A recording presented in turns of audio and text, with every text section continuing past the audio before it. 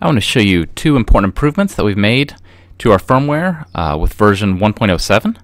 In order to get your firmware updates, just head over to velocio.net/update-firmware, and there you'll find the latest firmware version, a brief tutorial showing you how to install it, and a log showing you the improvements or fixes that were made with the latest version.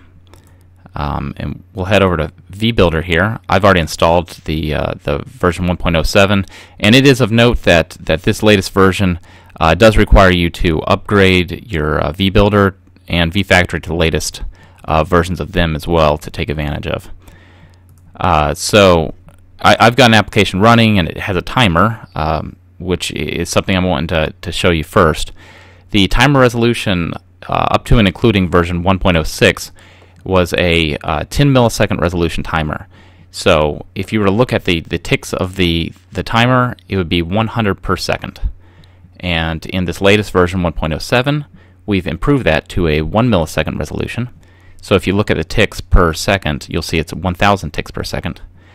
This will give you 10 times the accuracy when you're wanting to time events. But it will require, if you were doing any math with the timer, and you were using a constant of 100 milliseconds, you'll need to go ahead and change that to 1,000 milliseconds in your application when you upgrade the firmware. The other significant improvement that we've made relates to our debugging mode. And in prior versions, when maybe you're debugging and you closed out of a project, or maybe even closed all the way out of vBuilder, and open them again, in order to get back into debug mode, you'd have to reprogram your application. And in a couple situations, this was inconvenient. For instance, you were wanting to debug a state that you could only get to by interacting with vFactory, for instance, or a certain amount of time had to elapse in order to get into a situation.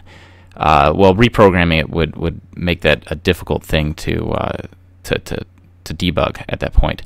Now we've got it where as long as you're opening up the same project in the same state as what you have inside of your PLC, then it'll automatically present a debug mode option that you can click on and immediately jump into debug mode.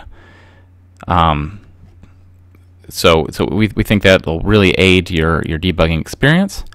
So those are the two changes: the improved resolution, and you can immediately jump into debug mode as long as the project is the same as what's loaded in the PLC.